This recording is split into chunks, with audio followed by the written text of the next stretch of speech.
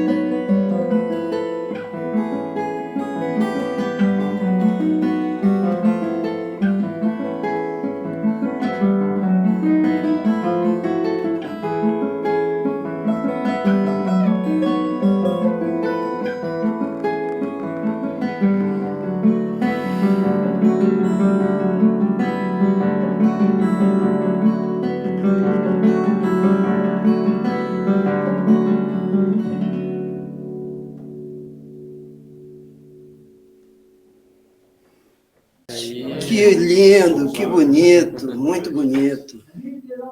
Caramba, eu me senti nas montanhas, me senti perto da natureza.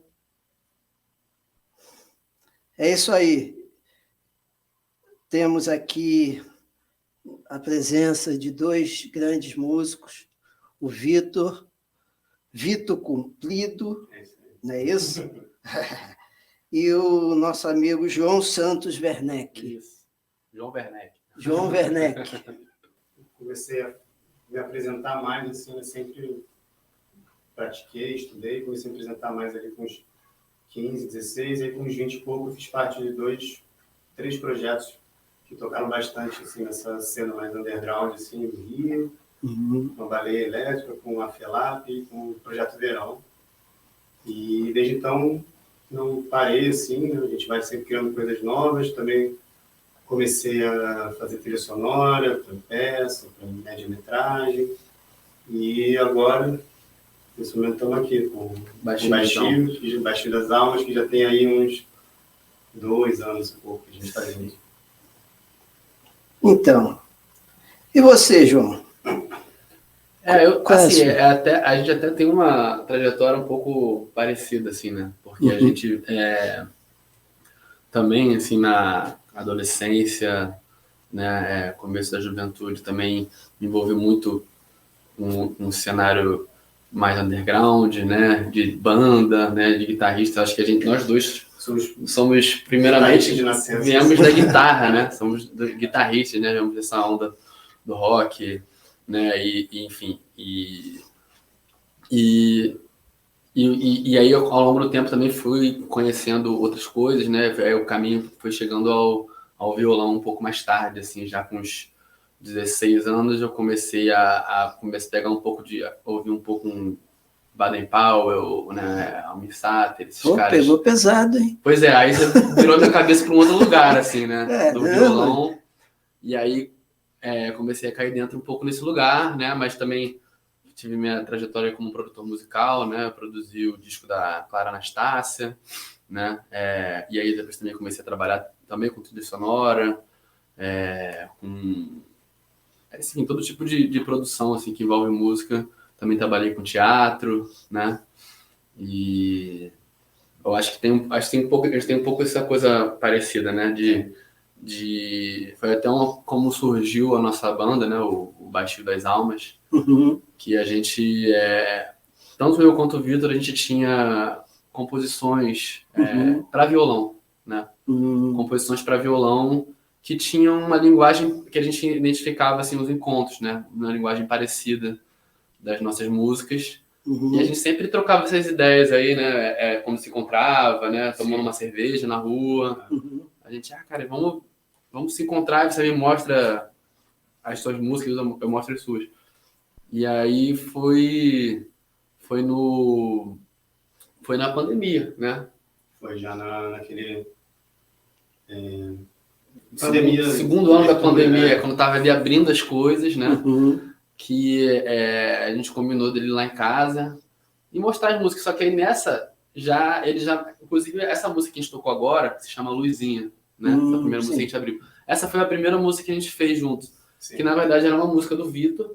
Que foi mais ou menos o nosso método de composição durante muito tempo. Acho que a maioria das nossas músicas são assim, que são uma música que já estava pronta, né? Nesse caso eu já tinha essa linha toda aqui, e o João trouxe um outro violão, uma outra voz para a música. E aí, assim, a gente foi começando a compor junto. Assim. Ele trazia uma música dele que já estava pronta, eu trazia uma outra voz.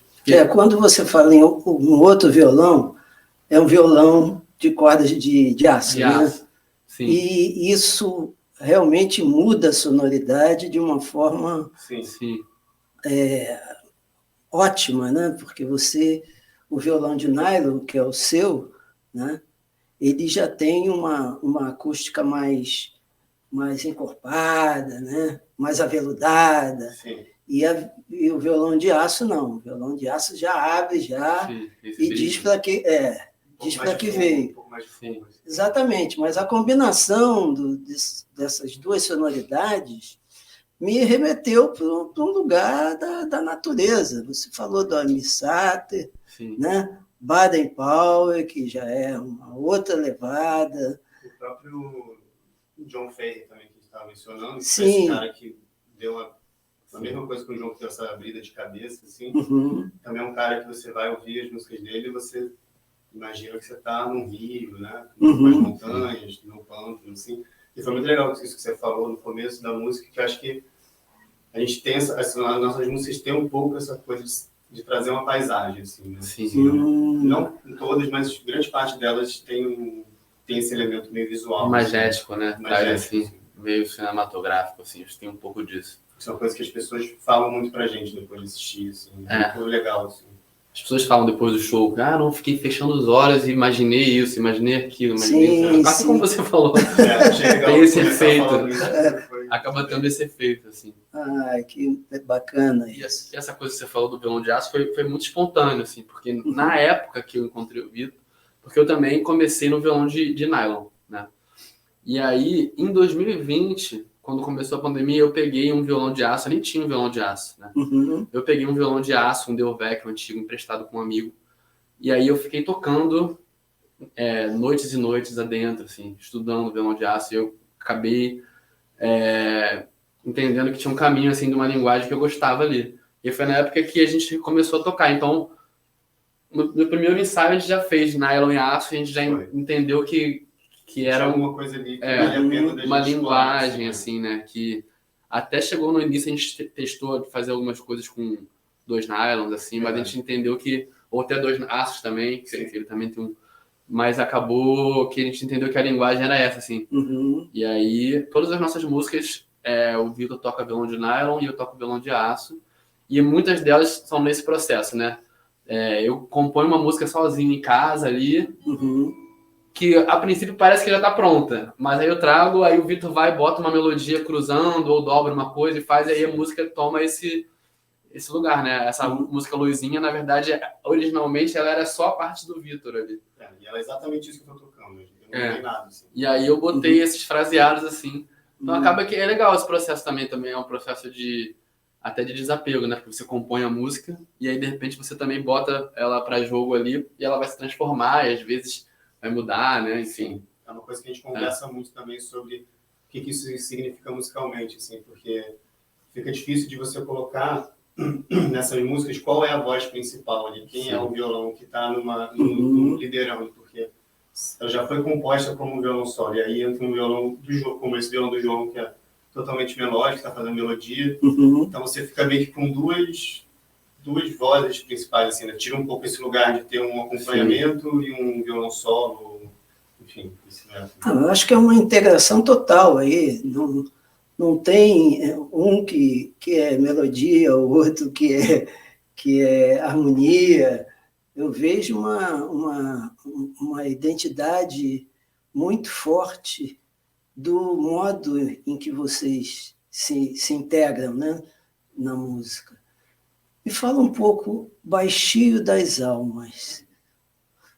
Me desdobra um pouco o que então, vocês querem dizer com isso. É uma história levemente engraçada, porque Baixio é um nome muito incomum, né? E ele me veio assim um dia, porque eu lembrei daquele filme, né, do canal, esqueci o sobrenome dele, diretor, que é Baixio das Bestas, que eu não tinha visto, mas eu lembro de ter gostado do nome, Baixio.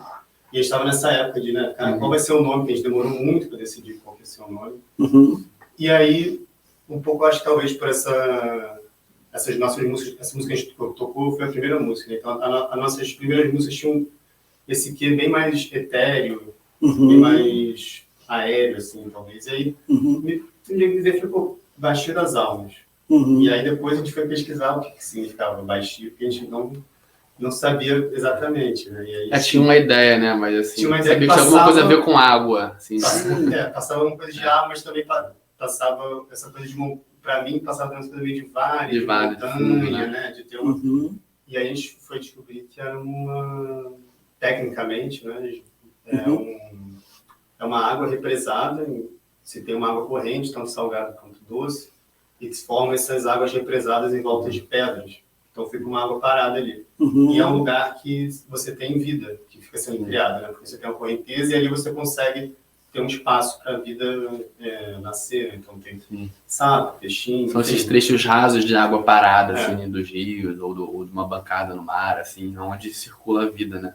E tem essa coisa das almas, né? Que a gente... É isso, como a gente falou, assim, que eu falo um pouco brevemente sobre as nossas histórias ali. Nenhum de nós foi criado dentro de uma cultura específica, tradicional da música brasileira. Então a gente acaba pegando um pouco de tudo, né? Acaba que nossas músicas, assim, algumas mais que outras, mas sempre as pessoas vêm falar, cara, aquela música ali parecia um boi, mas também parecia um flamenco, mas também parecia... Né? Então a gente tem uma que tem gente que fala que tem uma coisa meio africana, do Congo, mas também meio japonesa, oriental. Então eles têm essa coisa de acabar, como pescar um pouco de tudo ali dessas músicas que foram feitas por pessoas que já morreram, né? Então acho que essas coisas, almas, né? Mas que tá viva, né? Na cultura, tá viva, que circula. Então é uma coisa de buscar, de pescar aquilo ali e fazer algo nosso ali, né? Sim, são os ancestrais, né? Pois é, exatamente. Que estão vivos nas músicas que fizeram. Muitas delas a gente não sabe o nome de quem fez, né? Enfim, são músicas que também estão ali na tradição popular, né? Domínio público, essas coisas, mas que estão vivas, né? E as almas falam muito sobre isso, sobre os ancestrais que estão mortos, carnais, mas estão vivos, estão presentes, né? Exatamente. Às vezes mais vivos do que nós. Olha, eu fiquei tão impactado com a música de vocês que nem falei o nome do nosso programa, que é Ficha Técnica. Por que Ficha Técnica? A ideia do Ficha Técnica é que tragam, eu até pedi o Pablo, né, que é amigo de vocês, e é um grande amigo meu, que vocês trouxessem alguns, ou um LP, cada um, que tivesse influenciado vocês. Porque eu acho que, assim, os músicos, de um modo geral, que tocam, né, nas bandas e que não têm essa notoriedade toda, eles ficam meio que escondidos, né? Então, os programas anteriores que eu fiz, né, trazendo grandes nomes do clarinete, Cachimbinho, né? Abel Ferreira. E aí o que eu faço? Eu pego os LPs e começo a falar os nomes dos músicos que estão ali tocando e interagindo com vamos dizer assim, o artista principal, né? E a gente vê nomes assim, incríveis, né? Que tocam muito, entendeu? E que não fica na linha de frente, Sim. entre aspas, né? Então, a ideia desse ficha técnica é exatamente essa, falar daqueles músicos que compõem aquele disco, né?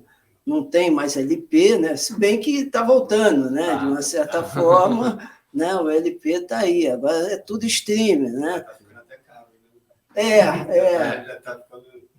até interessante você falar isso, porque realmente a realidade do streaming, né? Você sabe ali quem é no máximo quem é o produtor, né? Isso. Em alguns streamings mais específicos ali você tem a ficha técnica. Mas os mais conhecidos, mais famosos, você não sabe quem tocou no disco, né? E assim, eu ainda peguei a fase final assim, não final, toda a minha infância até meus 15, 16 anos, comprei muito CD. E eu sempre olhava ficha técnica, né? Eu tinha muito CD, eu tenho ainda muito CD, né? Meu pai tinha muito LP, eu gostava muito de ver, de pesquisar, saber quem tocou, né? Quando eu comecei também a ouvir os grandes discos da música brasileira, né? Enfim, do Gil, do Macalé, do Caetano. Eu queria saber quem era aquele guitarrista que estava ali, né? Eu acho que isso, talvez, com a questão do streaming, tenha se perdido um pouco, né? Tem até a questão dos direitos autorais também, né? Isso é uma outra discussão também. No streaming, teoricamente, a gente que é músico e toca numa faixa, tem os nossos direitos conexos ali. Mas no streaming, esse dinheiro não é repassado, né? Existem, enfim, algumas questões ali burocráticas que dizem que não é execução pública, né? Mas acho que é uma luta aí que a gente tem que eu acho que travar. está em andamento lá no Congresso e tal. Eu até vou participar de uma live com a jurista, né? E vou querer me aprofundar nisso também, saber como é que está o andamento disso aí, né? Sim. Vamos tocar mais uma? Vamos. Tá. E você fala também da afinação, né? Sim, podemos Isso falar é isso. importante. Eu vou mudar a afinação para uma, aí eu posso falar isso quando a gente for tocar. Bom, tá Porque tem essa questão que eu estava conversando com você, que eu tenho eu tenho uma pesquisa de afinações, né? De afinações diferentes. Eu toquei viola uma época, então aí eu comecei a conhecer as afinações tradicionais, mas que não são essa convencional do violão Mi, Lá, Ré, Sol, Si, Mi, né? Então, afinação cebolão, rio abaixo. E aí, com o tempo, eu fui entendendo que dava para procurar outras afinações no violão, né? E isso, de uma certa forma, te tira de um lugar de conforto, mas abre outras possibilidades, né? Certo. Então, tem algumas músicas nossas, a gente vai tocar mais pra frente, para não ter que ficar também afinando e afinando. Tá certo. Mas que tem essa coisa da afinação. Tá, então vamos ouvir o Vitor e o João, esse duo sensacional. Vamos aí. Qual é a música? Essa música chama Jogo da Bola. Jogo da Bola. Jogo da Bola. Então vamos.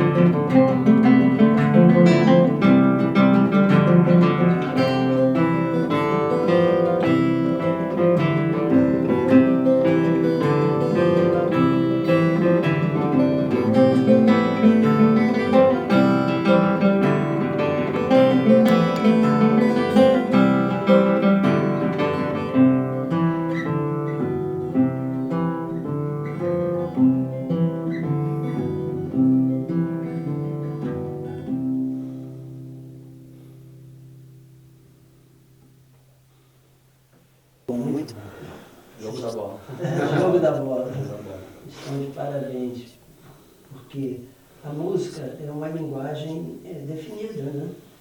Ela tem que transmitir alguma mensagem.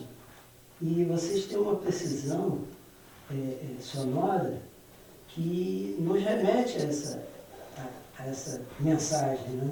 É claro que a música ela não te dá um direcionamento só, ela é arte. A arte Sim. te dá uma multiplicidade de interpretações, né? Então, eu acho incrível isso que vocês fazem, porque, pelo menos na minha visão, não tem estereótipo na música de vocês, entendeu? Claro, vocês começaram como guitarrista, os dois, né? Você foi bandolinista também. Toquei um tempo bandolino, mas já samba. Então, mas houve uma transição aí interessantíssima, entendeu? Que vocês agora, no violão, vocês têm uma personalidade própria, né? Eu acho que isso é fundamental nos dias de hoje, né? Sim. Você não se render à tecnologia. Né? É muito legal isso que você está falando, porque eu acho que é muito interessante, tem muito a ver com o nosso processo criativo, assim, porque a gente faz basicamente tudo tocando, sem parar para pensar muito ou parar para escrever. Então, é um processo de criação que é basicamente a gente tocar junto, improvisar, depois ouvir, faz umas gravações no celular, e aí a partir daí a gente vai montando. Então a gente tem um monte de coisa que acontece nas nossas músicas que a gente foi entender posteriormente, porque a gente começou a fazer umas gravações lá em casa mais certinhas, assim, né, com metrônomo, já pensando na produção do disco, que a gente inclusive vai começar a gravar agora dia 16 de julho. E a gente foi entender que tinha mudanças de tempo, que tinha várias coisas ali que a gente não chegou a racionalizar antes, né? Nosso processo sempre foi muito fluido, assim, né? Fluido, né? Sempre, eu acho que muito pelas nossas semelhanças, assim, musicais, de conseguir entender a música um pouco, como você está falando, né? Que esse aspecto da arte, de ser uma coisa um pouco aberta, né? Que a gente pode e deve, né, assim, fechar um pouco para conseguir chegar em alguma coisa, mas como é importante deixar, né, as portas abertas, assim, né, para alguma coisa poder até te assombrar, né, com você mesmo, assim, uma coisa que você está fazendo. Fala, pô, caraca, eu nunca tinha, né, pensado nisso, eu nunca tinha tocado assim, então acho que a gente tem esse cuidado de manter essa coisa um pouco viva. Sim. Não teve nenhuma composição nossa que, por exemplo, eu fiz. E aí eu virei pro Vitor, eu quero que você faça isso, ou quero que você faça no dia tal. Assim. Na verdade, sempre olha, eu fiz essa aqui, vamos tocar? Sim. Vamos. Aí eu fico tocando várias vezes, aí o Vitor vai fazendo, aí surge uma ideia, ó, isso, é aquilo. Vai, faz, grava, legal, faz uma gravação, depois a gente escuta, entende? Sim. Às vezes erra e o erro fica bonito e a gente fala, cara, isso aqui tem que ter. Sempre algumas coisas surgiram de erros, assim.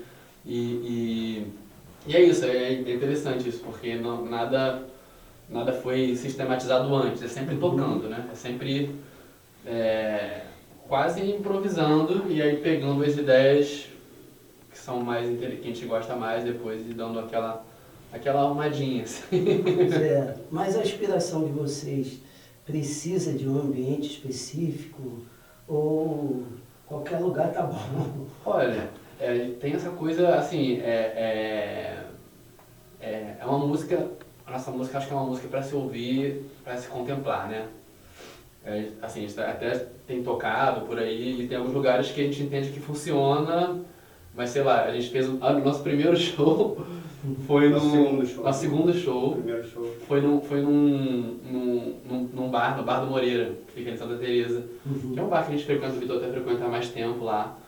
E foi, enfim, foi num bar, né? Então aquela coisa, um monte de gente, assim. Então, assim, quem chegou pertinho conseguiu ouvir, assim, né? Foi legal, foi muito interessante, assim. Foi muito legal. Foi muito bom, assim. Foi uma experiência mais... Foi uma experiência boa, assim. Muito bom. Mas tem essa coisa mais contemplativa. A gente tocou agora numa sala de cinema, no Estação. Uma sala pequena, com projeção, assim, então trouxe para um lugar onde as pessoas puderam ouvir a música, assim. Então a gente gosta de tocar na praça, às vezes, né? A gente é tanto... A gente tem uma inspiração tanto tocando em casa, quanto tocando num lugar um pouco mais afastado da natureza, quanto no bar. Assim. No bar também. A gente consegue fazer coisas assim, a gente costuma fazer esse tipo de coisa, assim. Tá, mas experiência com cinema, teatro, vocês falaram em tocar dentro de um cinema, Sim. Vocês fizeram algumas trilhas para cinema ou para teatro? Individualmente, sim. Como grupo, a gente não inclusive, se alguém se interessar, estamos aí. A gente acha que a nossa música é muito imagética mesmo. Só que a gente começou a tocar ali no meio da pandemia, e aí a gente tem bastante música já, dá pra fazer 2 discos. Nós temos 20 e pouco. A gente chegou num ponto que a gente tinha músicas prontas para um disco, mas a gente entendeu que seria legal a gente, em vez de gravar direto, começar a circular e tocar, né? Para poder sentir a experiência. Escolheu. Nós vamos gravar agora, vamos tocar ao vivo, vamos sentir, porque a gente vai parar. Sentir a resposta do público, né? Aquelas coisas. E também a gente fica só nós dois, né? Ouvindo. Então é bom outras pessoas ouvirem para poder tirar desse lugar de referência que é só nosso. E pra gente foi um processo bom, porque agora a gente vai gravar no mês que vem nosso primeiro disco. E a gente entende que agora, realmente, se a gente tivesse gravado naquela época, teria sido outra coisa. Agora a gente chegou num lugar de sintonia também, de tocar junto, né? Porque é um disco para ser gravado tocando junto, sem metrônomo, então tem que estar tudo muito. Vai ter participação de outros músicos? Como é que vai ser o processo de vocês? Nesse disco a gente pensou em 2 participações, que é a Renata Chiqueto, que é uma cantora aqui também do Rio, e o Zola Star, que é um cantor congolês. Cantor e compositor do Congo. Cantor e compositor do Congo, que o João acompanha ele na banda dele. E aí são as 2 músicas que vão ter voz, sendo que a da Renata é uma melodia de voz, a do Zola tem uma letra, um dialeto congolês, que eu esqueci o nome agora, mas são 2 participações. Sim. Mas vocês vão incorporar outros instrumentos? Não, então. Nesse primeiro disco não. Como eu te falei, a gente tem assim umas 20 músicas já. E aí tem algumas que a gente entende que seria interessante botar outros instrumentos. E outras que a gente quer preservar essa coisa dos 2 violões. Então a gente pensou no primeiro disco, né, para realmente marcar a identidade da banda, gravar essas músicas que a gente entende que seria legal só os 2 violões mesmo, fora essas 2 que tem voz, né? Então esse primeiro disco vai ser mais como se fosse essa essência da banda, assim, né? Enquanto a gente deixou as outras que tem mais, que a gente pensa em botar arranjos de outros instrumentos, chamar outros músicos já para o próximo disco. Então esse primeiro disco vai ser um disco para 2 violões, nylon e aço. Produção independente? Sim, produção nossa. Vocês vão fazer a vaquinha, como muita gente faz agora? Como é que vocês estão pensando? Para esse, a princípio não, porque a gente é um disco, como é um disco também, que são 2 violões, acaba que, e para ser gravado ao vivo, acaba que a gente... vai ser gravado ao vivo? Gravado tocando junto ao vivo, né? Como a gente está tocando aqui, vai ser gravado, assim. Não vai gravar um instrumento de cada vez, não vai ter clique, não vai ter guia, né? Então a gente está, inclusive, tocando bastante, essa coisa dos shows também foi para isso, para a gente estar com as coisas bem afiadas. Então é um processo de gravação que também não vai ser um processo demorado, assim, que vai ter horas e horas e horas de estúdio, né? Acho que o trabalho mesmo foi até chegar ali. A gente está mostrando essa consistência desse trabalho, que a gente realmente teve a gente criou, isso é muito legal, né? Tipo assim, que a gente meio que criou uma rotina que não foi conversada, nada, mas desde o nosso primeiro encontro, a gente fez tipo um ano e pouco, se encontrando toda semana, fazendo músicas, tocando. Sim. Depois começou a espaçar mais, mas a gente ficou um tempo forte, assim, então acho que a gente está chegando num lugar que está muito coeso, assim, sabe? Então acho que é meio que uma aposta nesse trabalho prévio, assim, para essa gravação, para a gente chegar e matar rápido, assim, chegar e conseguir fazer. Que é como se fazia muito antigamente. Eu ia falar agora, Elis Regina gravava uma vez só. Pois é. O pessoal ficava admirado, né? Porque mesmo nos tempos mais do passado, né, tinha todas essas etapas, né? Gravava a base, para depois gravar individualmente os instrumentos e tal, e depois fazia a mixagem. Mas a Elis entrava para fazer a base, tá? Fazer a base. Não tem. Não tem só. Entendeu? O pessoal ficava doido. Mas era Elis Regina, né? Era outra parada. Vamos mais uma? Vamos sim. Tocar a dança, não? Vamos. Qual que vai ser? Essa chama Dança Número 1.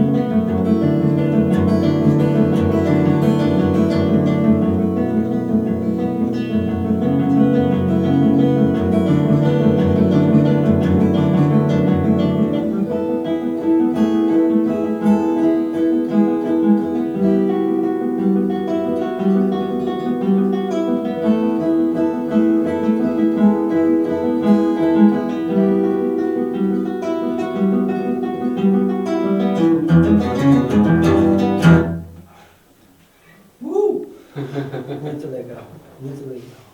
Agora já fui para um outro lugar. Essa é uma mais recente. É mais recente. É mais recente. Já tem uma coisa que também é uma referência grande nossa, o blues americano, o blues rural americano também, né? Norte-americano, né? Eu acho que tem um pouco disso, dessa linguagem. Totalmente. Mas também uma coisa 6x8 aqui também, que remete também já é uma coisa aqui afro-brasileira, né? Também. E tem essa parte do meio também que vai para um outro lugar também, né? Mas o tema mesmo é uma frase bem blue, né? Mas tem um pouco disso, assim. Eu também fui para um lugarzinho ali no norte, nordeste. Também. Sim, porque tem a coisa da escala também, né? A escala mixolydian, né?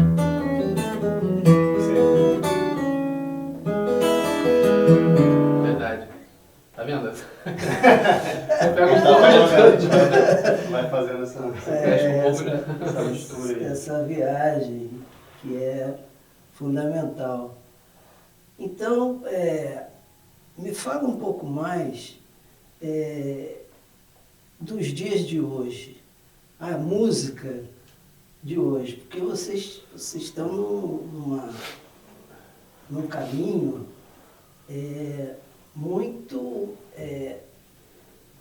independente do que está aí no mercado. Entende? E, assim, antigamente, quem dominava eram as gravadoras. Elas é que determinavam o tipo de música, o período dos anos 80, do rock, né? O samba, enfim, eles dominavam o mercado. Agora não, agora com a internet eles não têm como, já perderam a hegemonia Mas existe, independente do mercado fonográfico, existe aí o mercado dos produtores. Né? Né? Mudou um pouco esse processo. Como é que vocês veem esse mercado dos empresários que estão andando? Quando eu falo empresário, é o produtor, né? O produtor é que tem essa função, basicamente, né? Que direcionam mais ou menos esse atual mercado aí, específico do funk, do soul, enfim, da música popular brasileira, do samba. Tem os direcionamentos aí. Né? Como é que vocês se situam nesse caldeirão? Uma pergunta difícil, mas assim, hoje em dia, assim, olha, a gente é da geração que pegou essa transição, né? Sim. Quando começou a surgir a música digital, a gente era adolescente, então a gente pegou tudo e assim, e tudo que tinha música baixada, tudo que tinha de bom também nesse processo, né? Porque era a época que a gente baixava música pirata mesmo na internet e conheceu música assim, né? Então assim, naquela época é isso, você ia juntar um dia que você tinha, comprava um disco, né? E aí você ouvia aquilo até não aguentar mais, ouvia cada detalhe. Aí começou a rolar essa possibilidade de você descobrir coisas que você nunca descobriria, né? Numa loja de discos, assim, só se você for, enfim. Mesmo porque as boas mesmo acabaram, né? Discos que não eram mais produzidos, mais pensados, né? Então aí a gente pegou essa transição, né? Então assim, eu olho para o que existe hoje em dia, eu acho que existe muita coisa, muita informação, são não sei quantas centenas de milhares de músicas lançadas o tempo todo, então é quase como você, né, você jogar no mar para cantar a ao mesmo tempo se torna muito fácil se escutar todo tipo de música. Eu acho que tem um lado muito bom nisso, quem está interessado consegue conhecer de tudo, mas também acho que rola um certo desinteresse, por ser tão acessível e fácil, que às vezes ouvir uma música uma música nova virou uma coisa tão, né, corriqueira, assim. E aí, tem uma coisa aí você perguntou disso, tem uma coisa que já falaram pra gente no nosso show, que é há quanto tempo que eu não ia no show e eu não parava pra escutar a música, assim, sabe? Porque às vezes é muito sobre consumo, né? É sobre todo o resto, às vezes muito, a sociedade muito pouco sobre a música. Né? Eu acho que a nossa música traz para um lugar mais tipo, peraí, calma. E eu acho que vamos escutar. Eu acho que tem muitas questões envolvidas nessa pergunta, né? Só puxando pelo gancho desse do João, acho que isso a gente teve essa possibilidade de se encontrar e de fazer um processo de 1 ano e meio tocando junto. Então acho que isso o que tem muito hoje são esses projetos que você tem que pegar 5 pessoas rápido, né, para fazer um show. Então isso, eu acho que existe como eu disse, uma questão complexa, né? Isso envolve, né, dinheiro para ensaio, envolve isso aqui. A gente tem facilidade, somos 2 violões, a gente pode ficar uma casa do outro ensaiando, né? Tem tempo para fazer isso. Acho que isso é uma questão. Eu acho que também a gente pegou essa transição do físico para o digital e a gente pegou a transição da internet livre, né? Da internet como um lugar mais livre, para um lugar já direcionado, licenciado pelo algoritmo, com esses novos gravadores que são esses grandes produtores, né? Que a gente está falando de pessoas muito grandes, né? Então, o que eu sinto hoje é que a música, né, assim como qualquer outro produto artístico, tem muito dessa coisa do que está sendo feito para continuar algo que está dando certo. Eu acho que você se entende que está dando certo, então vamos produzir isso. Então, o lugar do artista hoje, no sentido criativo, ele está cada vez, acredito, um pouco mais restrito. Né? Você tem muito uma coisa que chega alguém e fala, olha só, vamos fazer isso com essas referências, precisa de um cantor que cante assim, enfim, isso eu estava estudando um pouco sobre isso, né? Como funciona um pouco essa questão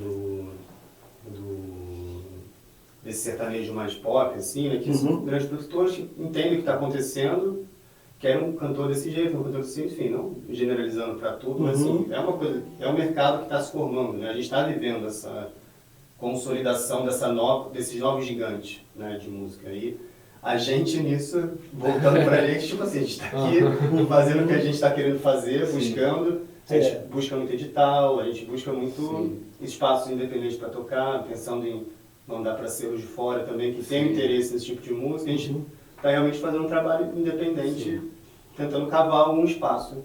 Mas se chegar um produtorzão aí, mercadão... Mas será que pro nosso som vai fazer? Mas é que tá, não sei o que eles vão propor, né? Devem botar a música nossa no Pantanal 2, da sim, só. Acho que teria tudo a ver. É só chamar. Eu acho que a nossa música tem muito, funciona muito com imagem, né? Então é um caminho que a gente quer buscar, mas depois de gravar o disco, né? Também. Porque hoje em dia é isso. Você precisa... Acho que existia uma época onde as gravadoras viam ali naquele artista e botavam dinheiro antes de gravar, né? Hoje em dia... hoje né? Isso não rola. Então assim, a gente gravando o nosso disco, a gente tem alguns caminhos que a gente quer buscar. Até lá fora também, porque tem muito interesse na música brasileira lá fora. Sim. Então também pensar em buscar caminhos por lá, essa coisa do cinema, do audiovisual também, a gente acha que funciona muito pro nosso som. Né? Então, são caminhos que a gente pensa, mas acho que nesse momento a gente está assim, na reta final desse processo de gravar o disco. Tem muita coisa que a gente quer fazer, de falar, cara, se o disco vai ser pronto, dá para fazer. Até a questão de passar no edital, né? Conseguir fazer shows em teatros, assim, coisas assim. A gente tem, o que a gente tem são as nossas músicas que não estão gravadas e os lugares que a gente tocou, então boca a boca, assim, né? Então, assim, eu acho que com um disco pronto na mão, da forma como a gente tem pensado já há um tempo, com esse material já pronto, capa, enfim, aí eu acho que alguns caminhos podem se abrir. Porque eu acho que tem, justamente por ir contra essa maré, acho que tem gente que está interessada nisso também. Sim. Acho que tem gente que está procurando algo que não sei. Isso. Não tem. Então, eu acho que nosso caminho está mais por aí, assim. Isso. Não, eu provoquei mesmo. Sim. Falei de propósito porque eu acho exatamente isso. Eu acho que o mercado não tem limites, entendeu? É claro que o mercado quer público, né? Hoje o artista vive de quê? Show. Sim. Não tem outra. Venda de disco, o stream é uma mixaria, né? Mesmo os medalhões aí reclamam desse streaming que pagam a mixaria. Então é show. Como é que é o público de vocês? Então, o nosso público tem sido um público que, enfim, a gente também deve ter feito aqui uns 8, 10 É difícil a pergunta, tá pela questão do público, assim, como a gente não tem um disco... A gente está formando ainda, A gente está meio que formando, mas... Sim, mas eu digo assim, público jovem, da faixa etária de vocês... Por exemplo, eu que já estou numa idade mais avançada que vocês, eu me identifiquei. Entendeu? Eu acho que isso... Você restringe o público? Não, eu acho que isso é uma vantagem desse nosso som, que eu acho que ele é bem... Eu acho que até de criança, até pessoas mais velhas, acho que é uma coisa que, se a pessoa tiver uma inclinação a esse tipo de música, eu acho que ele consegue se espalhar, assim, sabe? Eu acho que ele tem essa abertura, assim, né? Por mais que seja uma coisa restrita, né? Música instrumental, 2 violões, mas acho que tem uma característica interessante, que a gente não falou ainda, inclusive, porque são músicas que a gente pensa, acabou formatando elas, meio que no formato de canção, né? Elas têm uma melodia, elas têm verso. Tem essa forma A, B, tem uma forma B, C, tem um refrão, tem melodias que talvez você possa assoviar junto, se você ouvir 3 vezes você vai saber qual é a melodia. Talvez a música mais longa não passe de 5 minutos, né? Sim. Então elas têm a música instrumental, mas tem esse ponto legal que você trouxe. Esse ponto meio de um aspecto de canção, assim, que eu acho que é uma coisa que aproxima mais esse público, porque quando a gente pensa em público de música instrumental, você já pensa talvez numa pessoa que, né, queira ver improviso, ou um grande jazz, ou uma coisa mais tecnicamente mais assim, né, mais visualmente assim, mais chamativa. E eu acho que a gente tem essa vantagem mesmo de estar apresentando canções, assim, coisas mais táteis, assim, que você consegue se identificar talvez nesse formato, assim, né? E eu acho que nisso, pensando, acho que a gente tem uma possibilidade de público bem abrangente, assim. Entendeu? E tem também uma resposta do público que sempre acontece também, que eu acho que até eu mesmo, se eu fosse ver a gente, pensaria nisso, porque você vê 2 violões, e aí eu acho que você, não sei, você pensa que vai ser alguma coisa mais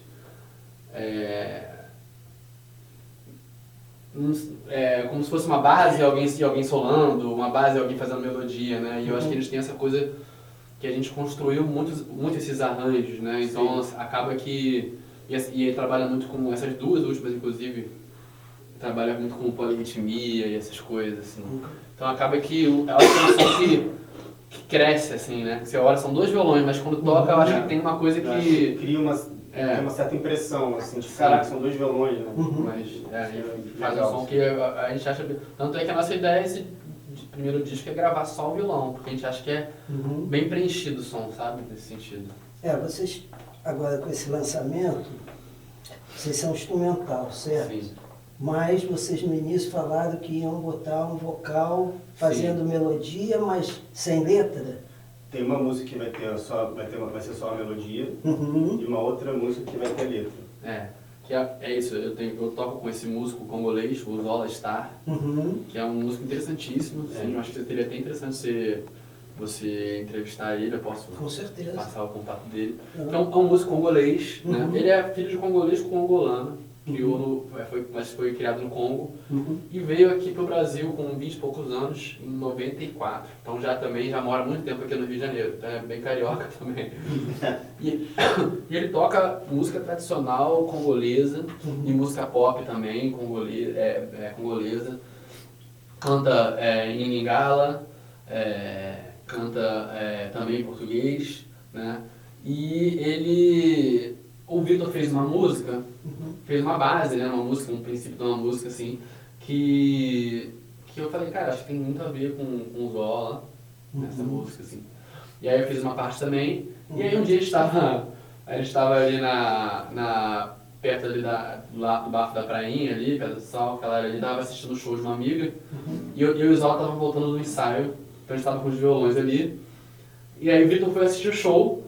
E aí eu falei, pô, aquela música lá, não sei o quê. Aí eu peguei o violão, deu pra ouvir e a gente tocou na hora. E aí o Zola criou, e ele é um cara muito criativo, muito genial, assim, nessa coisa de criar rápido. Criou uma melodia já com um rascunho de letra na hora ali. E aí a gente gravou, fez uma gravação ali no celular. E aí nisso a gente fez um show na Áudio Rebel, há pouco tempo atrás. Em Botafogo? Em Botafogo, isso. Chamou o Zola para fazer uma participação e aí nesses ensaios terminou a música. Então é uma música que ela é em Lingala, onde a parte vocal e a letra foi o Zola que criou e a base foi a gente que fez. Então é uma composição em conjunto. Então vai ter uma música que tem letras. Legal. Olha só, Vitor e João, a gente já está chegando aqui, 18h52, para finalizar aí o nosso programa Ficha Técnica. Porque foi legal, eu acho que essa coisa do diálogo é muito importante. Sim. E aí eu queria ver com vocês o que vocês querem fazer. A gente pode tocar com uma afinação diferente, né? Chegou a falar sobre isso. Brincando na chuva, talvez? Que aí já pega um... Será que dá pra gente fazer 2? Eu acho que dá. Quanto tempo tem? Vai dar isso. Sim, são curtos, né? Então vamos fazer. Eu vou tocar uma aqui então. Vamos brincando na chuva primeiro? Vamos. Que ela é uma afinação que eu cheguei nela, assim. Talvez ela até exista, porque não é nada... Ela é um pouco... Ela é meio que entre um Ré maior e um Sol, assim. Na sexta corda? Ou todas as cordas? Assim, de baixo pra cima, da aguda pra grave, é Ré, Si, Fá sustenido, Ré, Sol e Ré. Então fica meio que as notas do Ré maior, mas também tem um Sol ali. Então... E o Vitor também afina? Eu só boto a sexta corda em Ré. Não tenho... E o nome dessa música é Brincando na Chuva. Ela também é dessa fase mais inicial, a gente quer umas coisas mais folk, né? Mais folk, mais choral, mais... Tem uma coisa meio oriental nessa, né? Talvez, na melodia, assim, tem, na tônica, sei lá. Por aí. Vamos lá?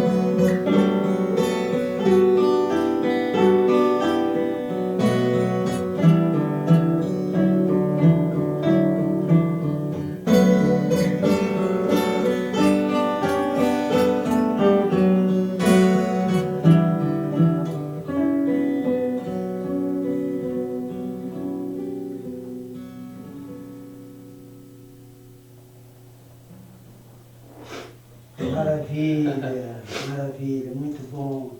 Conversando aqui com Vitor Cumprido e João Werneck, dois grandes músicos que rompem barreiras nesse mercado selvagem que a gente vive, e vocês aí tocando música de primeira com consciência. Eu acho que isso é fundamental. Você ter a consciência do que vocês querem, do que vocês estão fazendo. Né? Então vocês estão de parabéns, né? Aqui no Ficha Técnica, que é um programa que propõe exatamente isso. Buscar músicos que queiram fazer música. Né?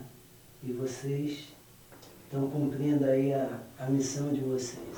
Eu acho, realmente vocês estão de parabéns.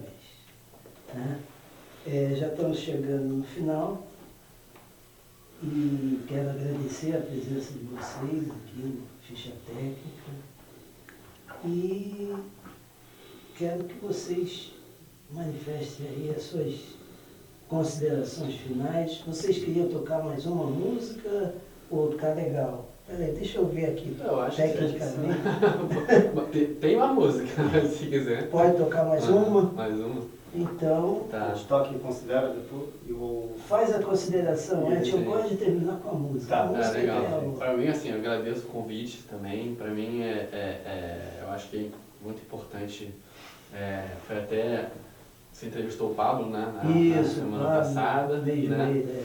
Que é um grande amigo, eu toco com ele também. E ele estava conversando sobre isso com ele, que como é importante que a rádio esteja viva, né? Isso. Que a música esteja chegando às pessoas, esse conteúdo que é pensado, né? Que é com cuidado, assim. Então, assim, muito, para mim é gratificante, assim, participar do programa onde, enfim, você está aqui interessado em saber e perguntar e a gente poder falar aquilo que a gente, enfim, o que a gente quer falar com a nossa música também, né, enfim. Né?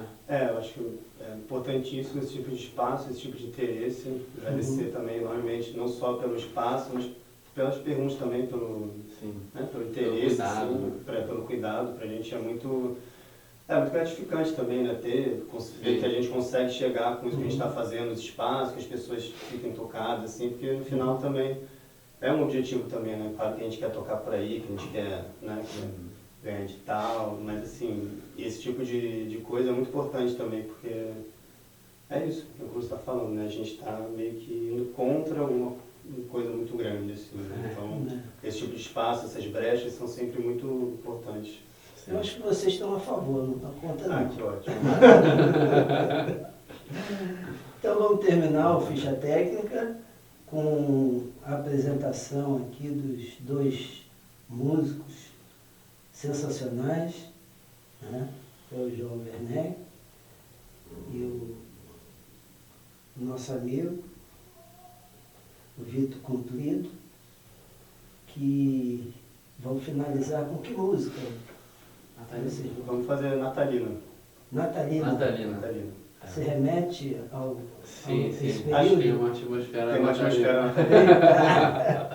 Vamos lá. Natal rural, Natal na Grécia. Com afinação de viola, né? Então vamos lá.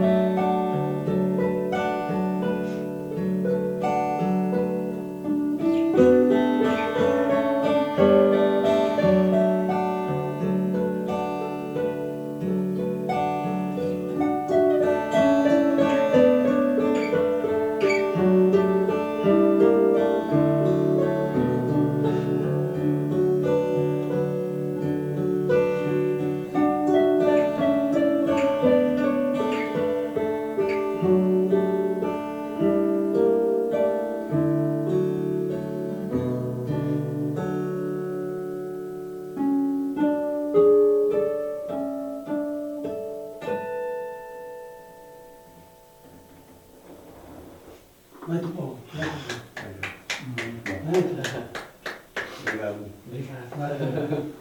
Obrigado a vocês, foi ótimo.